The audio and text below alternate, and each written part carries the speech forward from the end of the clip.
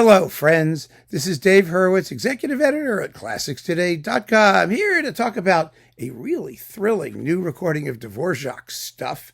I mean, this was kind of amazing, featuring the Sixth Symphony and 3 overtures as couplings, 2 of which you probably have never heard, and they're marvelous. The overtures to the operas Vanda and Selma sedlák, also known as the Cunning Peasant, and sedlák. I mean, I shouldn't say sedlák. It's like very Americanized, isn't it? And the Hussite overture. Boy, oh boy, is this hot stuff. Really, really fine. The conductor is Pietari Inkinen, and the Deutsche Radio Philharmonie, Saarbrücken Kaiserslautern, but we don't deal with Saarbrücken Kaiserslautern. Again, even the Germans have finally figured out that it's better to shorten the name. Yeah. This is on SWR Music, and this is their ongoing Dvořák cycle. Now, their first few discs were conducted by Karl Mark Chichon, and now it seems that Inkinen has taken over, and boy, is he hot. Oh, my word. This is a marvelous performance of the Sixth. It's extremely grand. It's big. It's beefy. You know, so often Dvořák is treated as this sort of nice, bucolic, tuneful peasant type, you know, and his music isn't given very much muscle. But here, Inkinen just seems to really understand that this is like heavy-duty symphonic music. I mean that in the best sense, that you can take a little bit of time over it, just a little extra. He's not slow, he's not droopy, he's very rhythmic, he's thrustful.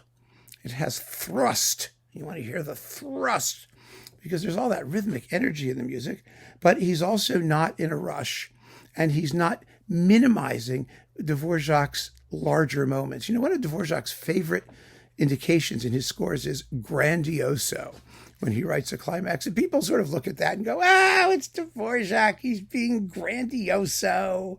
Tovey, who, you know, the great musicologist Donald Francis Tovey, you know, was always somewhat condescending toward Dvořák, even when he admired him.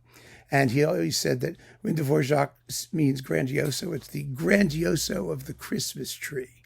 You know, that it's somehow diminished, that it's not the grandioso of sublimity, of great works, of, well, this is that kind of grandioso. This is the grandioso of sublimity, of great works, and you believe it, and he puts it over with complete conviction, rather like Karel Anschel did in his classic version of this symphony. I mean, you just hear lots of detail, and everything makes sense, and it moves forward inevitably and organically, but the big moments are big and beautiful. The slow movement is gorgeous, absolutely gorgeous. I mean, it is an adagio.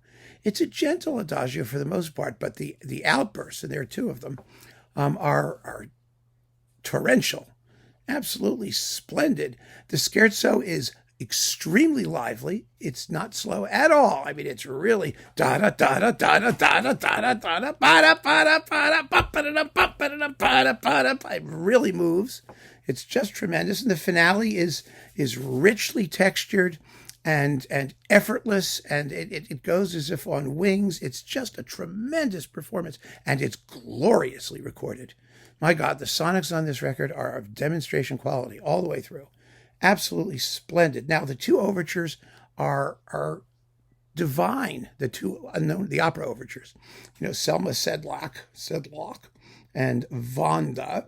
They're actually good operas too, by the way. But you know, nobody knows them, so we don't have to go there. But my, oh my, oh my, what beautiful music these works contain, and you'll really, really enjoy them. I mean, some unknown Dvořák, but good Dvořák.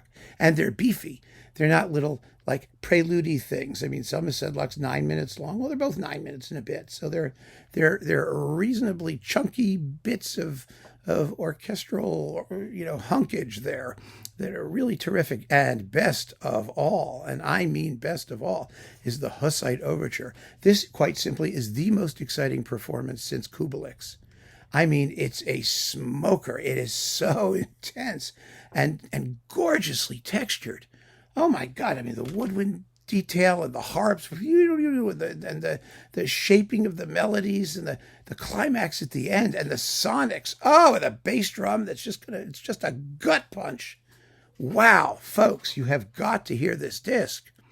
You really do. Even if you don't know these works, get this and just let it roll over you. You are going to be so happy.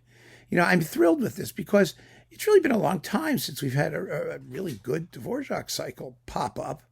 And this is coming from a totally unexpected source, and it's marvelous. The only symphony that's still missing in this series is the New World, the 9th. So, I'm looking forward to that. I'm so looking forward to that, and to the couplings, because they've done some most unusual couplings, which is simply brilliant, a wonderful idea. I'm assuming it will all get boxed up at some point, and when it does, it's going to be a contender. It really is. So far, there have been no weak links at all, but this is outstanding by any definition. So keep on listening, friends. Thanks for joining me. Take care.